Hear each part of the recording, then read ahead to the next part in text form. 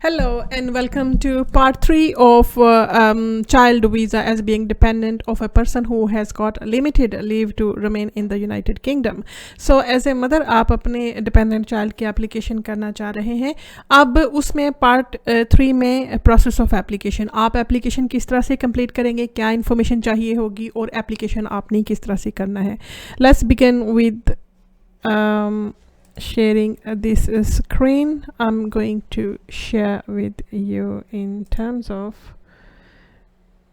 application form. So यहाँ पर आप देख रहे हैं कि application form आपने कैसे complete करना है. So when you want to submit your application, so सबसे पहले आप उसमें okay so here is complete application form. इसमें आप जब एप्लीकेशन फॉर्म कंप्लीट करने लगेंगे, सबसे पहले आपको अपना passport number and personal details, country of nationality, date of birth, gender क्या है, डेट ऑफ एप्लीकेशन क्या है, टाइप ऑफ एप्लीकेशन क्या है, वो आपने कंप्लीट करना है. राइट. सो नेक्स्ट जब आप जाएंगे नेक्स्ट सेक्शन में, जिस तरह से आप देख रहे हैं यहाँ पर personal information, your email address and your travel history, when actually travel plan, when you want to travel, आप डेट लिखेंगे. Usually it's going to be within 3 months period of time, क्योंकि यूजुअली आपके application को decide होने में 12 हफ्ते लग जाते हैं और आपने 12 weeks आफ्टर की डेट ऑफ ट्रैवल रखना है. अब पर्सनल इन्फॉर्मेशन आपका जो भी आपके ID डॉक्यूमेंट्स पे, पासपोर्ट पे आपका नाम, गिवन नेम और डिटेल्स हो, वो आपने यहाँ पर लिखनी है. और ईमेल एड्रेस जहाँ पर आप कॉरेस्पॉन्डेंस चाहते हैं वो भी आप लिखेंगे. सो आपके पासपोर्ट पे जो डेट ऑफ बर्थ है, कंट्री ऑफ नेशनलिटी है, उस हिसाब से ये आप सारी डिटेल्स जब फिल करेंगे, देन आप अपना एड्रेस जो आपका नेशनल ID कार्ड पे होता है, कॉरेस्पॉन्डेंस एड्रेस जो आप लिखें. हमेशा मेक श्योर कि आपने कोई भी जो इन्फॉर्मेशन लिखनी है, you must back that up with the evidence, अगर आप डॉक्यूमेंट्स के साथ उसको बैकअप कर सके तो. सो कॉरेस्पॉन्डेंस एड्रेस अगर आपका सेम है वो भी आप लिखें, और जितना अर्सा आप वहाँ पर रहे हैं और जो आपका कॉन्टैक्ट डिटेल्स हैं वो आप देंगे, ताकि अगर होम ऑफिस ने फर्दर आपसे इंफॉर्मेशन लेनी हो, कॉन्टैक्ट करना हो, इंटरव्यू करना हो, तो आप एक्सेसिबल हों. सो पासपोर्ट डिटेल्स, आपका करंट जो लेटेस्ट पासपोर्ट होगा उसकी डिटेल्स डालेंगे, जो प्रीवियस पासपोर्ट होगा उसकी डिटेल्स नहीं जाएगी. डिपेंडेंट डिटेल्स के जो आप पे फिनेंशियली डिपेंडेंट हो उसकी आप डिटेल्स करेंगे, जो आपके फिनेंशियली डिपेंडेंट नहीं है उसके यहाँ पर आप चिल्ड्रन की डिटेल्स नहीं देंगे. फॉर एग्जांपल आपके ब्रिटिश चिल्ड्रन हैं, ब्रिटिश चिल्ड्रन जो है वो आप पे फिनेंशियली डिपेंडेंट अगर नहीं है, उनको बेनिफिट्स मिल रहे हैं या वो देमसेल्फ, तो फिर आपको उनकी डिटेल्स देने की ज़रूरत नहीं है. इसी तरह से ही वो चिल्ड्रन जो एडल्ट है, मैरिड है, आप पे डिपेंडेंट नहीं है, उनकी डिटेल्स भी आपने यहाँ पर नहीं लिखनी. उसके बाद अकोमोडेशन डिटेल्स आप यहाँ पर लिखेंगे कि आप जब यूके में आएंगे तो कहाँ पर रहेंगे. जो आपका अगर तो मतलब एड्रेस है जो इस वक्त, फॉर एग्ज़ाम्पल एक तो ये है कि आपने बच्चे का वो डिटेल्स देनी है जहाँ पे करंटली वो रह रहा है. इस वक्त ज़ाहिर है आप यूके में हैं, आपका बच्चा आपको यूके में आके ज्वाइन कर रहा है, तो इस वक्त करंटली किसके पास अरेंजमेंट है, वो खुद तो नहीं रह सकता, अंडर 18 years old है. फॉर टेम्परेरी तौर पर किसके साथ रह रहा है, आंटी हैं, अंकल हैं, ग्रैंड पेरेंट्स हैं, किन के साथ वो रह रहा है, उनके घर की डिटेल्स आप यहाँ पर देंगे. इसी तरह से ही आप आगे चले जाएं तो फिर आपसे ट्रैवल हिस्ट्री के बारे में पूछा जाएगा. और मेक श्योर ये जो डिटेल्स हैं ये अप्लीकेंट की डिटेल्स हैं, ये डिटेल्स जो फॉर्म फिल कर रहा होगा उसकी डिटेल्स नहीं है. फॉर एग्जांपल आप as a mother of child जो आपका एप्लीकेंट है उसकी डिटेल्स फिल कर रहे हैं, तो आपने अपनी डिटेल इसमें नहीं डालनी है, आपने एप्लीकेंट की ट्रैवल की हिस्ट्री उसके बिहाफ पे ये आप एप्लीकेशन कर रहे हैं. सो नेक्स्ट अगर आप जाएँ तो ट्रैवल हिस्ट्री, अगर किसी और कंट्री में ट्रैवल किया हो तो वो आप बताएंगे. और इसी तरह से ही नेक्स्ट सेक्शन में parents dependents, does anyone rely upon, मतलब जैसे कि इसमें पूछा जाएगा कि आपके जो पेरेंट्स हैं, अगर आप खुद मदर हैं तो वो आपके बारे में पूछ रहे हैं, फादर हैं तो आपके बारे में पूछ रहे हैं कि आप पर और कौन डिपेंडेंट है। मसलन कि आपके बच्चे की एप्लीकेशन है, उसके बहन भाई होंगे, वो आप पे डिपेंडेंट है या नहीं है। आपने दूसरे बच्चों की डिटेल्स यहाँ पर लिखनी है जो डिपेंडेंट्स हों आप पर फिनेंशियली। अगर फिनेंशियली डिपेंडेंट नहीं है तो मत लिखें डिटेल्स, राइट। इसी तरह से ही आप फर्दर चले जाएं तो आपसे पूछा जाएगा कि इंग्लिश लैंग्वेज के बारे में कि आपको कौन सी लैंग्वेज आती है। इसमें इंग्लिश लैंग्वेज की रिक्वायरमेंट नहीं है तो उसके लिए आपको बॉदर करने की ज़रूरत नहीं। Financial requirement 22,400 pound for the first child, अगर आप एक बच्चे की एप्लीकेशन कर रहे हैं। इसी तरह से ही आप जब फॉर्म फिल करेंगे तो उसके अंदर पूछा जाएगा कि आपकी फ़ाइनेंशियल क्या सर्कमस्टांसिस है। कुछ लोग हैं वो कंपनीज रन करते हैं, उसको सेल्फ एम्प्लॉयड की कैटेगरी में लेकर आया जाता है। अगर आप भी सेल्फ एम्प्लॉयड हैं तो फिर आपने यहाँ पर, आपकी कंपनी है तो फिर ये लिस्ट ऑफ डॉक्यूमेंट्स आप वहाँ पर देंगे कि आपके पास कंपनी के टैक्स रिटर्न्स हैं, कॉर्पोरेट बिजनेस स्टेटमेंट है, आपके पास PAYE पेई रेफरेंस नंबर है, वो सारी डिटेल्स आप यहाँ पर देंगे। आपके अकाउंट्स कंपनी के ऑडिटेड है, अनऑडिटेड है, तो वो सारी डिटेल्स यहाँ पर जाएगी। एज वेल एज आपके पर्सनल, मतलब पेरेंट्स की जो पर्सनल एम्प्लॉयमेंट है या उनकी इनकम है, क्योंकि कंपनी की इनकम के अलावा आपने पर्सनल इनकम भी डिक्लेयर करनी होती है। उसके लिए अकाउंटेंट का लेटर आप लेते हैं।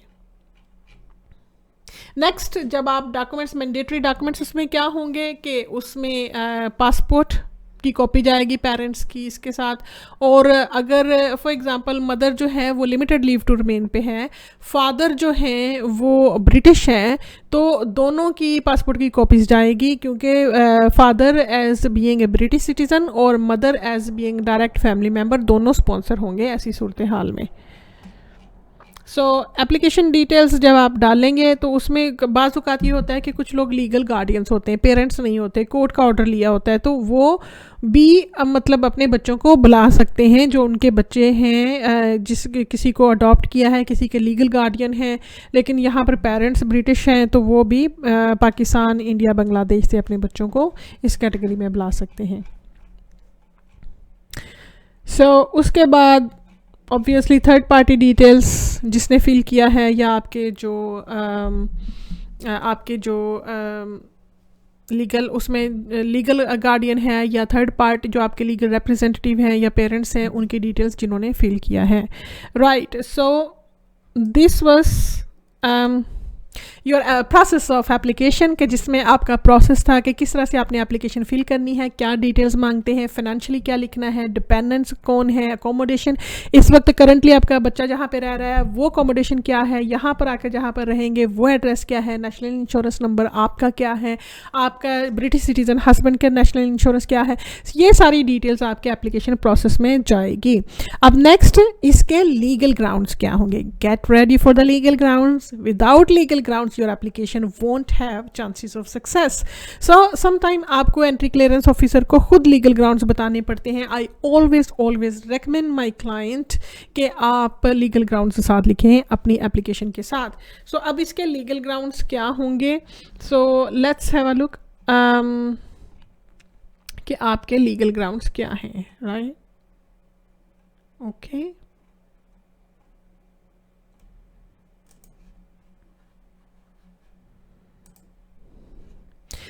जब हम केस लॉ की बात करते हैं तो लीगल ग्राउंड्स में सबसे मेन क्या चीज़ कंसीडर की जाएगी। एक तो ये कि अब पेरेंट्स का, या अगर आप मदर हैं तो आपका बच्चे पे कितना कंट्रोल है उसकी अपब्रिंगिंग में, और कितने पीरियड ऑफ टाइम के लिए आपने उनकी लुक आफ्टर की। यहाँ पर बहुत सारे लोग गलती करते हैं, आपने ये गलती नहीं करनी। एक तो ये है कि आपका main control, even if some time बच्चा अगर आपके साथ नहीं भी रह रहा, आप UK में आ गए हैं, दूसरे बच्चों के साथ रह रहे हैं, अपने हस्बैंड के साथ रह रहे हैं, लेकिन फिर भी फाइनेंशियली बेसिकली आप अपने चाइल्ड को जो पाकिस्तान में है, इंडिया में है, उनको सपोर्ट कर रहे हैं, राइट। और दूसरा, यहाँ पर over the telephone decision making आपके पास है। अगर ये चीज़ें आप प्रूफ नहीं कर सकते या ये ग्राउंड्स आप नहीं लिखेंगे, then your application won't be successful, क्योंकि this is one of the legal principles mentioned in the case law. अगर आप ये देखें कि ये जो an Majo versus entry clearance officer, इसमें दो चीज़ें जजेस ने कंसीडर की थी। एक क्वालिटी ऑफ कंट्रोल, कि आपकी सोल रिस्पॉन्सिबिलिटी कितनी है for upbringing of the child, और दूसरा the period of time during which that control had to be exercised, कि कितना अरसा आपने लुक आफ्टर की है। फॉर एग्जांपल, ये नहीं है कि आपका बच्चा अभी 5 साल का है तो आप सिर्फ बच्चे के पास 1 महीना जब पैदा हुए तो 1 महीना रहे, 2 महीने रहे, उसके बाद आप वीज़ा लेकर यूके में आ गए, उसके बाद बच्चे की परवरिश खुद से ही होती रही, तो विच मीन्स कि आपका इतना ज़्यादा इन्फ्लुएंस या आपका इतना ज़्यादा कंट्रोल आपके बच्चे पे नहीं रहा, तो फिर आपका एप्लीकेशन हो सकता है ना सक्सेसफुल हो, क्योंकि वो ये कंसीडर करेंगे कि बच्चा आपके बगैर भी रह सकता है। अब दूसरी चीज़ जो उसमें आती है वो आपने क्वालिटी ऑफ कंट्रोल और टाइम पीरियड ऑफ कंट्रोल, दो चीज़ें आपने ज़ाहिर करनी है। जब दो चीज़ें आप मेंशन कर देंगे अपने लीगल ग्राउंड्स में under this case law, then you will show your chances of success. I am going to share with you the legal grounds, other legal grounds कि किस तरह से आपने उसको प्रूव करना है। अभी यहाँ पर आप देखें कि आपको यहाँ पे नज़र आ रहा है, ये देखें, application as child of a person who has limited leave to remain as a spouse of British citizen in the United Kingdom who meets financial requirements in this application. So ये application जो है under the immigration rules part 8 family members rule 301 के तहत ये application होता है। एक तो केस लॉ का रेफरेंस आपने दिया और दूसरा फिर ये इमिग्रेशन रूल्स का रेफरेंस भी आप देंगे। अब 301 क्या कहता है वो सारे ग्राउंड्स आप वहाँ पर लिखेंगे। Requirements to be met by person seeking limited leave to remain in the United Kingdom to view a settlement as a child of a parent given limited leave to remain in the United Kingdom. So उसमें ये है कि एक तो आपके parents का यहाँ पर होना ज़रूरी है, और सेक्शन बी ये कहता है कि वो उसके पास जो आपका पेरेंट्स यूके में है जिसके पास लिमिटेड लीव टू रिमेन है, उसके पास सोल रिस्पॉन्सिबिलिटी थी चाइल्ड की अपब्रिंगिंग की। पहले ये नहीं है कि मतलब उसके पास रिस्पॉन्सिबिलिटी थी नहीं और अब वो क्लेम कर रहे हैं कि वो अपने बच्चे को इधर बुलाना चाह रहे हैं। और तीसरी ऑप्शन इसमें ये है कि जब यहाँ पर सेटलमेंट दी जाएगी तो there are compelling and compassionate circumstances, कि ऐसे है कि जिसमें जिस पेरेंट्स के बगैर बच्चों की लुक आफ्टर उधर होना मुमकिन नहीं है या पॉसिबल नहीं है कि अच्छी क्वालिटी की लुक आफ्टर हो सके। सो ये भी प्रूफ करना होता है कि इन फ्यूचर आप बच्चे की अपब्रिंगिंग में क्या रोल अदा करेंगे। सो बच्चा जो है वो currently is not leading an independent life, is not married and has not formed an independent family unit and can be accommodated adequately without recourse to public funds in accommodation which the parents own or occupy exclusively. अब इसमें यह भी बहुत important है कि आप अपने बच्चे को अकोमोडेट कर सकते हैं and without recourse to public funds आप मेंटेनेंस भी कर सकते हैं। सो जब आप ये चीज़ें प्रूफ कर लेंगे then your child will be given leave to remain for 27 months period of time और 33 मंथ्स पीरियड ऑफ टाइम, और 5 ईयर्स पूरे होने के बाद उनको यहाँ पर इंडेफिनिट लीव टू रिमेन या सेटलमेंट की एप्लीकेशन आप कर सकते हैं। अब यहाँ पर इंपॉर्टेंट चीज़ ये है कि बाज़ औक़ात सम टाइम क्या होता है कि बच्चों की अगर आपकी एप्लीकेशन आपके फाइनेंशियल सर्कमस्टांसेस ठीक नहीं है और फिर भी उनका लीव टू रिमेन लग गया है तो इट मींस कि वो 10 ईयर्स की कैटेगरी के बाद indefinite leave to remain apply कर सकते हैं। लेकिन अगर आप उनको 5 ईयर्स के रूट में लेकर आना चाहते हैं, make sure in the next 6 months time you make sure you prepare your documents, you come under the employment and self-employment category and all the specified evidence जो मैंने पहले जिक्र किया वो सारे डॉक्यूमेंट्स तैयार करके दोबारा आप स्विच कर लें बच्चे की एप्लीकेशन को, then you will be able to apply after 5 years of your child's leave to remain in the United Kingdom for their settlement, right? So this is one of the tips I wanted to share with you. Okay so अभी अगर आप ये देखें legal grounds आपने देखें उसके अलावा हमने बात की यहाँ पर कि ये केस लॉ है जिसके तहत आप quality of control, period of time during which that control had to be exercised, वो आप प्रूव करेंगे। और उसके बाद आपने ये भी देखा कि इमिग्रेशन रूल्स पार्ट 8 और इमिग्रेशन रूल्स 301 के तहत आप ग्राउंड्स ड्राफ्ट करेंगे। और उसके बाद financial checklist, dependency and upbringing checklist. So I am going to share with you कि अभी फाइनेंशियल चेकलिस्ट क्या होगी और आप किस तरह से उसको शेयर करेंगे। अभी आप ये देखें, जब आप चेकलिस्ट की बात करते हैं देन यहाँ पर आप चेकलिस्ट ऑफ डॉक्यूमेंट्स, ये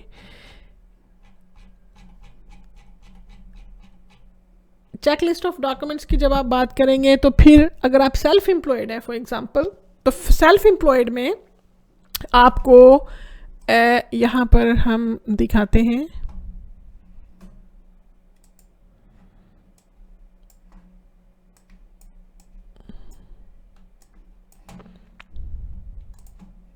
ओके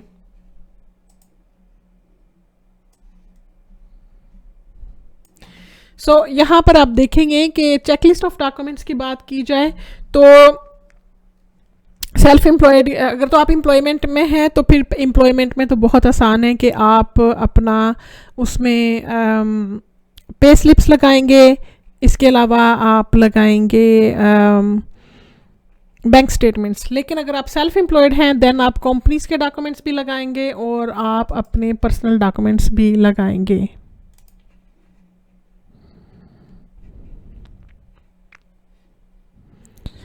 और डिपेंडेंसी अपब्रिंगिंग चेकलिस्ट, उसको आप किस तरह से प्रूफ करेंगे। फॉर एग्जांपल आपके डिपेंडेंसी के, आप बच्चों के day to day making decision में आते हैं, आप उसको पैसे भेजते हैं, फिनेंशियल रसीट्स हैं, आपकी चैट है, आपकी इमोशनल डिपेंडेंसी है, बच्चे के आप डिसीजन मेकिंग में हैं, स्कूल से रब्ता कर रहे हैं, जो पाकिस्तान में आपका बच्चा है तो डॉक्टर्स के साथ आप ऑनलाइन अपॉइंटमेंट्स अरेंज कर रहे हैं, उनकी डिसीजन मेकिंग कर रहे हैं। ये सारी सिचुएशन आपने प्रूफ करना है with relevant to right documents, sets of documents.